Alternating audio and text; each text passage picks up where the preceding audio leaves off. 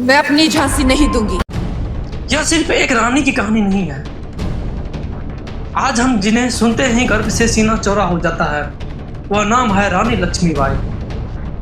लेकिन सवाल है, क्या वह सिर्फ एक वीरांगना या अंग्रेजी साम्राज्य के खिलाफ भारत की संगठित राजनीतिक चुनौती? क्या झांसी सच में अकेली थी? आज हम फिल्म कहानी नहीं बल्कि इतिहास के दस्तावेजों और असली घटनाओं के आधार पर पूरी सच्चाई समझेंगे। मणिकर्णिका से लक्ष्मीबाई बनने तक उनका असली नाम मणिका तांबे था। जन्म 19 नवंबर 1828, स्थान वाराणसी। बचपन में मणिका को प्यार से मनु भी बुलाया जाता था। उनके पिता थे मोरोपंत और वे मराठा दरबार से जुड़े थे। मनु बचपन से ही अलग थी।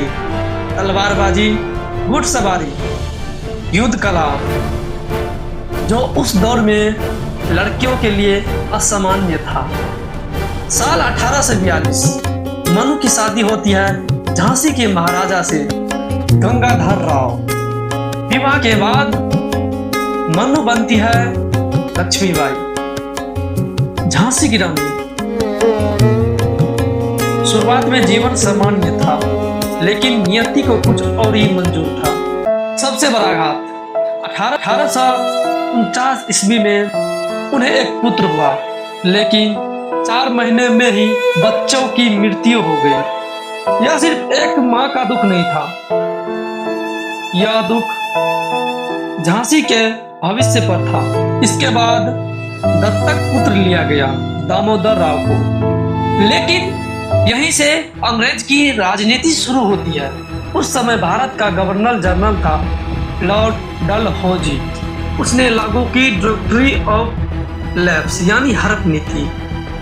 नियम क्या था, अगर किसी राजा के सगा पुत्र नहीं है तो राज्य अंग्रेज के अधीन हो जाएगा। लक्ष्मीबाई ने साफ कहा, मैं अपनी झांसी नहीं दूंगी। अगर युद्ध ही एकमात्र रास्ता है तो युद्ध होगा। 1853 में गंगाधर की मृत्यु हो जाती है। उसके मृत्यु के बाद झांसी को जबरन कब्जे में लेने की प्रक्रिया शुरू हो गई। साल 1858 मेरठ से विद्रोह की शुरुआत। भारत के अलग अलग हिस्सों में क्रांति की लपटें फैलने लगी, लेकिन झांसी में स्थिति जटिल थी। रानी पर आरोप लगा कि उन्होंने विद्रोह के समर्थन दिया। ब्रिटिश दस्तावेज उन्हें साजिशकर्ता बताते हैं, लेकिन कई भारतीय इतिहासकार कहते हैं उन्होंने शुरुआत में तटस्थ रहने की कोशिश की। इतिहासों के विवरणों में यह उल्लेख मिलता है कि उनके दरबार के ही एक भरोसेमंद व्यक्ति दुल्हाजी राव ने अंग्रेज को राजनीति जानकारी दी थी। यानी युद्ध अंदर से नहीं बाहर से भी लड़ा जा रहा था। यही कारण था कि अंग्रेज को किले के कुछ कमजोरियों की जानकारी मिल सकी।